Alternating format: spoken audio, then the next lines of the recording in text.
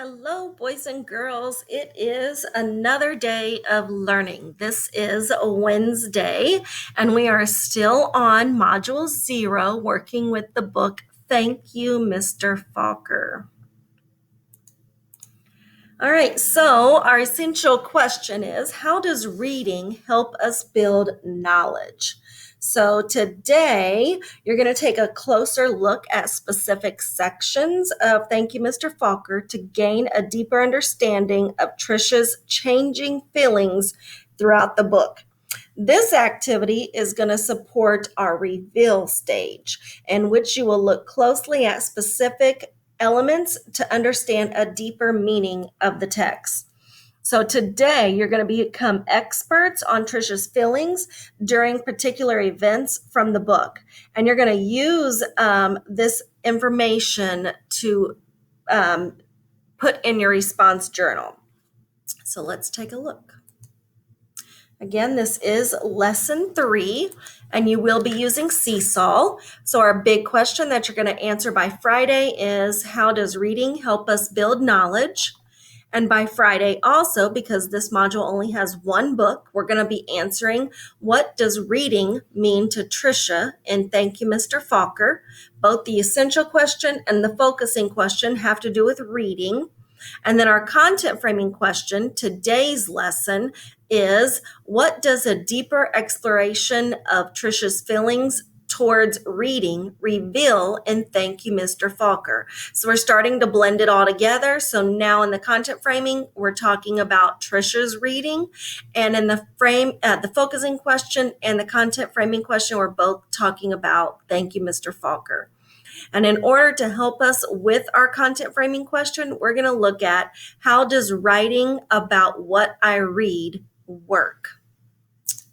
All right, so again, you will need some activities from Seesaw, and the first one is your prior knowledge. We usually start with a prior knowledge in our welcome. So what this is you're going to complete the following sentences on your prior knowledge worksheet. Okay, so it asks, number 1, an activity I am good at, because we know that there's things that Trisha was good at, and that was her drawing. She was a good drawer. So I would like for you to write down on number 1, an activity that you are good at. Number 2 says, I fill blank when I do something I am good at because. So I think mine, when I did this, I said that I am good at riding a bike. So, and how does riding a bike make me feel? Well, I feel happy when I ride my bike or when I do something good. And why does that make me feel good? Okay. So I feel happy when I do something I'm good at, and that something good I'm good at was riding a bike. So why does that make me feel happy? Okay. So you need to be able to answer that question. How does what you are good at make you feel, and why does it make you feel that way? All right, then for number 3, we know, just like Trisha, there was something she was good at, which was drawing, and there was something that was harder for her, and that was reading. So number 3, write down an activity that is hard for you. And I said that doing a handstand is hard for me. Okay, so then you're going to write it in a complete sentence. And then number 4, just like we did a minute ago, telling us how you feel when you just do something that you're good at. Now you're going to tell us how you feel when you do something that you're not good at. How does that make you feel? Well, it makes me feel sad when I am, when I can't do something, when it's hard for me. And it makes me feel sad because it makes me feel dumb as well. It makes me feel like, I can't do something, and that's never a good feeling. So boys and girls, you may pause the video, go to your Seesaw account, and complete your prior knowledge worksheet. What you're good at, how it makes you feel, what's a little bit harder for you, and how that makes you feel. Go complete your assignment and then come back and press the play button. Go. All right, so we're going to continue moving on. So the next thing is, that's what we just talked about. An activity I'm good at, and an activity that's harder for you. Hopefully, you're able to share that with someone at the house. All right, so make sure that you share these things with your family. I know we're not here in class, but make sure you share them at home. And in the last session, we summarized the characters, the setting, and the events. Okay, so just thinking, why do you think it's important to look at characters' emotions and feelings like we just did, talking about what we're good at and how that makes us feel, and what's harder for us and how that makes us feel? All right, so let's see here. We're going to pay close attention to Trisha's feelings towards reading throughout the story. So remember to think about how the feelings they reflected upon during the activity just a moment ago. How did that cause you to act when you do something that you're good at? And how did that cause you to act when you do something that's harder for you or more challenging? So remember, try to connect these ideas to understanding the characters like Trisha in the text. So to understand the story better, we want to talk about the character's emotions and feelings, to understand why a character acts the way they do, and to feel like we know the character better. You want to be able to put your feelings as if you were the character, to understand how they are feeling. So today we are going to be looking at Trisha's feelings during different parts of the story. All right, so it says today we will look at the main events. We did those in your story map the other day, and we're going to discuss now how Trisha feels during those parts. We will also look for the text evidence to prove she feels this way. So here's the first event in the story, and you're going to help me complete the sentence frame by choosing the perfect word that really fits. Okay, so the first event was that young Trisha tries to act like she knows how to read. All right, so it says in first grade, Trisha sat there waiting. So you want to try to pay attention to her, Trisha's feelings, okay? And then think about Trisha feels blank when blank. So Trisha tries to act like she knows how to read. So how does Trisha feel when she's trying to act like she knows how to read? She's not yet saying that it was hard for her, but she's pretending like she knows how to read. So how did she feel then?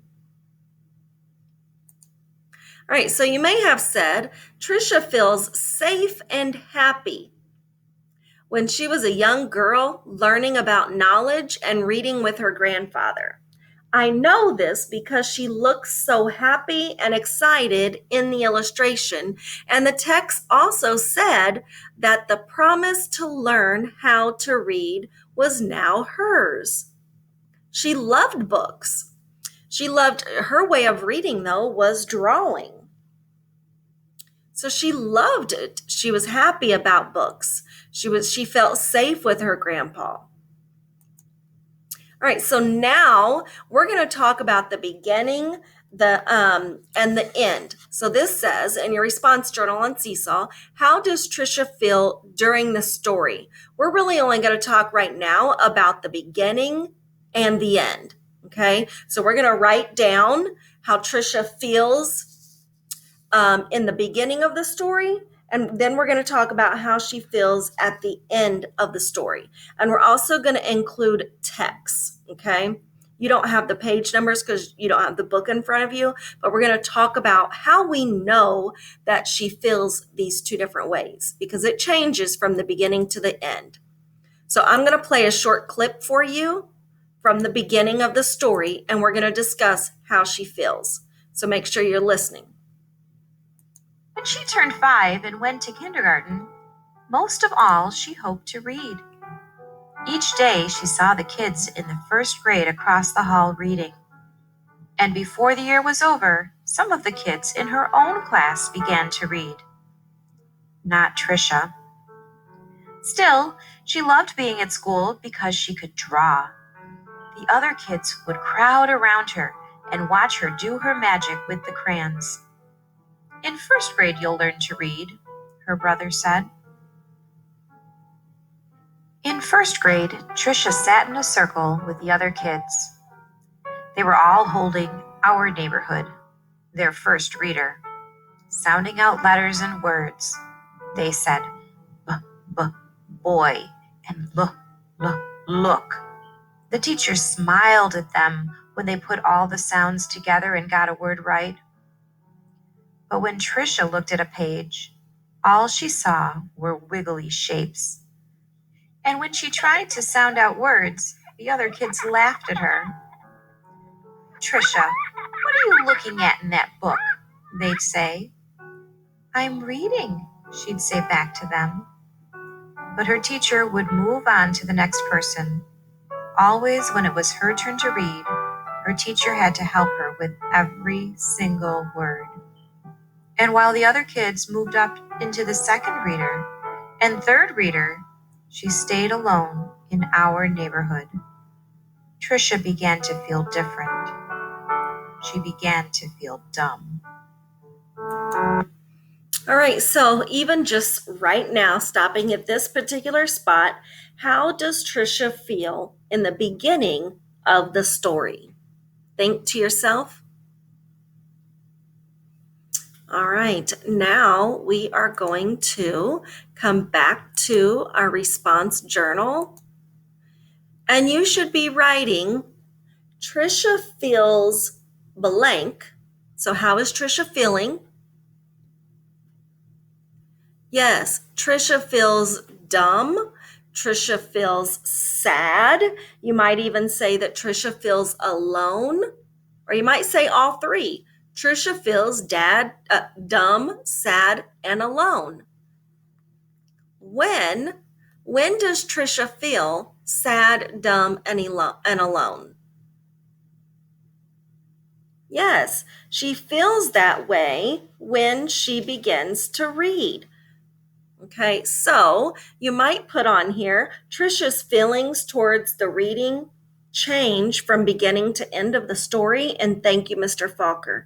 In the beginning of the story, she felt sad and alone because she didn't know how to read.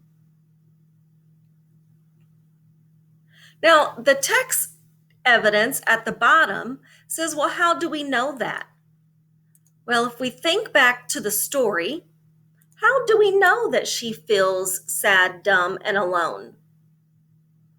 Well, one is the picture tells us, and then also the words state right here. Listen. Her teacher had to help her with every single word. Yes, the teacher had to help her. And while the other kids moved up into the second reader and third reader, she stayed alone in Our Neighborhood. Yes, and it says, the text tells us that she felt sad. She felt alone because the other kids moved up in their reading and she did not. And then it also tells us that she felt dumb. So those would be your text evidence. Now, we're also going to look at how she felt at the end of the story.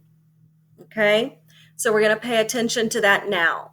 So in your response journal, if you would like to pause the video now and go to your response journal and tell me in the beginning of the story, Trisha feels sad, dumb, and alone when she tries to read because it was hard, it was hard for her. She did not know how to read. And then your text evidence, the text tells us that she felt sad because she couldn't read. The text tells us that she felt alone because the others moved to levels and she was still on the same book. And that the text tells us that she felt dumb. The picture shows that she felt dumb. So you may write that down in your text evidence. Pause the video, go write that down, and then come back, and we will talk about how she feels at the end of the story. Go. All right, so now we're going to listen to the end of the story and figure out how it was different than in the beginning when she felt sad and alone. Let me get to the right spot. Okay, this is the end, and you're going to see how her feelings and emotions changed. That night, Trisha ran home without stopping to catch her breath. She bounded up the front steps, threw open her front door, and ran through the dining room to the kitchen. She climbed up on the cupboard and grabbed a jar of honey. Then she went into the living room and found the book on the shelf, the very book that her grandpa had shown her so many years ago. She spooned the honey on the cover and tasted the sweetness and said to herself, "The honey is sweet, and so is knowledge. But knowledge is like the bee who made the honey. It has to be chased through the pages of a book." Then she held the book, honey and all, close to her chest. She could feel tears roll down her cheeks, but they weren't tears of sadness. She was happy, so very happy. All right, so now that you have listened to the end of the story, we get to come back again to our response journal and talk about how she felt at the end of the story. How did her feelings change during the story? So you should have already written down that in the beginning of the story, she felt sad and alone because she didn't know how to read. Now you're going to write, then at the end of the story, Trisha feels, we're going to use the same sentence frame. At the end of the story, Trisha feels. How does Trisha feel at the end of the story?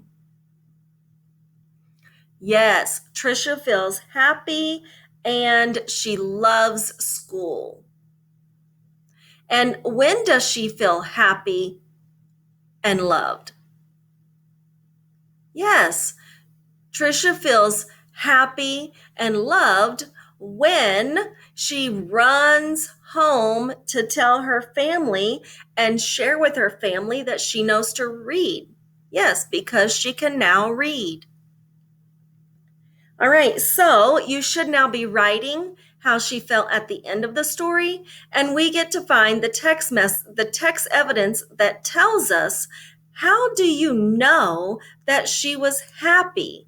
Well, we can look back here, and here's one. It said that she was happy. The text told us that.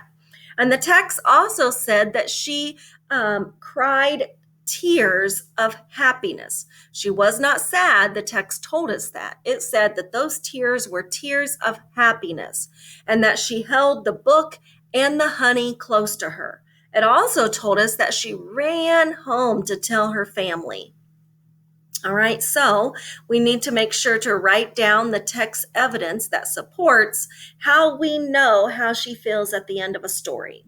So you may now pause the video and go back and finalize your response journal. You should have told us how she felt at the beginning and how it was different than she felt at the end, making sure to tell us at the bottom the text evidence that supported that. You may pause the video now and go do that. And when you are done, press play to continue. Go. All right, so today we're going to now look at different events and pages to listen to. So you will use the same sentence frame as just a moment ago. Trisha feels blank when blank because blank. Feel free to use 2 or more words. You're going to discuss the text evidence to show how you know this. Your evidence might be the illustrations like we just did. So you're going to do this in your notebook and be sure to record what event we're talking about. So I'm going to show you this here. Event number this just tells us event number 2, but in first grade, Trisha realizes everyone reads except for her. So let's think about our sentence frame. Trisha feels blank. So how does Trisha feel in first grade when she realizes everyone can read except for her? Yes, Trisha feels sad when does she feel sad? When she realizes everyone reads well except for her. All right, the next one, event number 3. Think about that same sentence frame. Trisha and her family moved to a new school and new state. So how did Trisha feel when she moved to the new school and state? Yes, Trisha was nervous and she was shy when she moved to the new school and state. And why was that? Well, because she didn't have any new friends and she was shy. Looking at number 4, event number 4, Trisha begins to get made fun of at her new school. Well, by golly, how would that make you feel? So how does Trisha feel when she gets made fun of at her new school? Yes, Trisha feels sad and alone when she is getting made fun of at her new school. All right, number 5. In 5th grade, a new teacher, Mr. Faulkner, joins the school. How does Trisha feel then? Yes, Trisha was happy when the new teacher, Mr. Faulkner, joins the school because Mr. Faulkner did not know any of the other students. He did not show favoritism, and he helped Trisha. Number 6, a boy finds Trisha's hiding spot at recess and begins bullying her. How does Trisha feel then? Yes, a boy finds Trisha. Trisha feels, she's pretty sad again, isn't she? Trisha feels sad when the boy finds her hiding spot at recess because he begins to bully her some more. And number 7, Mr. Faulkner begins to teach Trisha how to read. How does Trisha feel then? Yes, Trisha is, she's sad and she's happy. Trisha feels sad and happy when Mr. Faulkner begins to teach her because she's learning to read, but she doesn't quite know how to read just yet. And then number 8, one spring day at school, the word began to make sense and Trisha reads. How does Trisha feel then? Yes, Trisha feels happy when at school and begins to read because, yes, she's learning to read. Number 9, Trisha runs home to taste the sweet honey. How does Trisha feel? Yes, Trisha feels excited and happy when she runs home because she gets to taste the sweet honey of learning how to read. So we have talked about how she felt at the beginning of the story. How did Trisha feel at the beginning of the story when everyone could read except for her? Yes, Trisha feels sad about reading because it is hard for her. We're going to share now how she's feeling in the middle of the story. So please watch.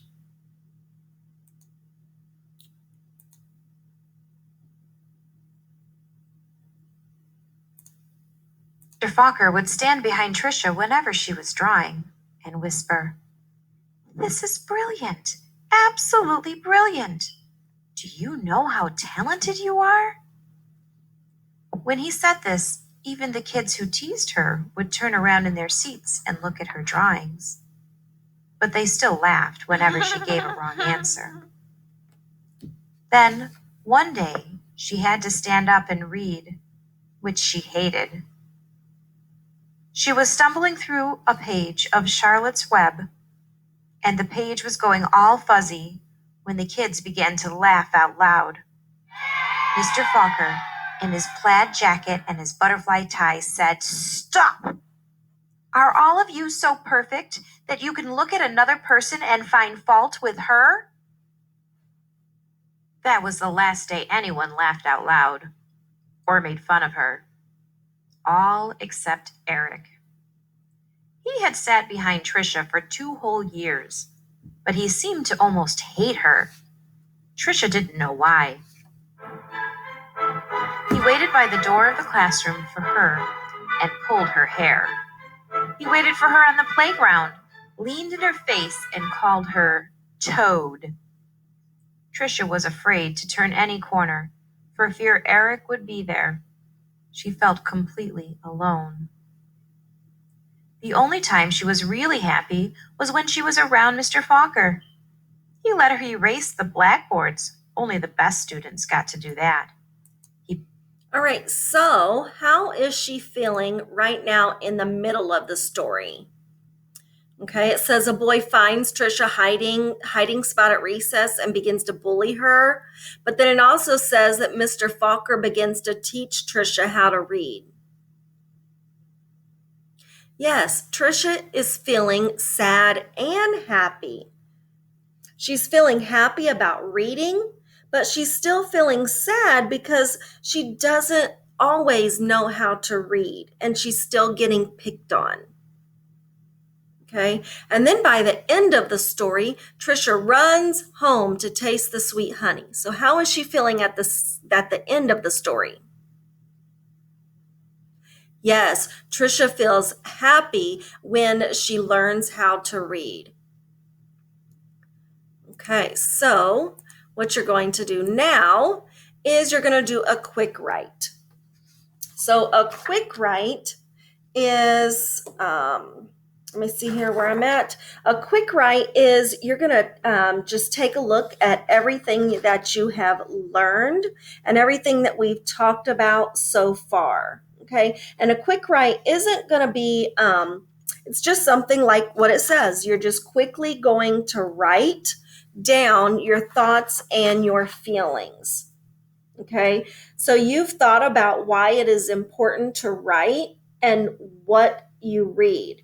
So now you're going to practice this one final routine, okay, and that is your quick write. It's going to give you the opportunity to quickly get your thoughts down in writing in response to that question about how Trisha feels during reading from the beginning to the end, okay? So don't worry about perfect writing. The goal is to get ideas from your head down to the paper. All right, so you may use sentence frames. Let's see if it's on the next slide. Okay, let's see here. Yes, you may use this sentence frame to help you. Okay, so you may fill in the blanks. So at the beginning, Trisha feels blank about reading because, and then in the middle, she feels blank about reading because, and at the end, Trisha feels blank about reading because. So you may now pause the video. You're going to use this sentence frame to help you with this writing. Okay, so you're going to write on this, but you may use this information to guide your writing. Okay, just so you can quickly get down your thoughts. You may pause the video and get down your quick write from your seesaw. And when you are done, you may press play to continue.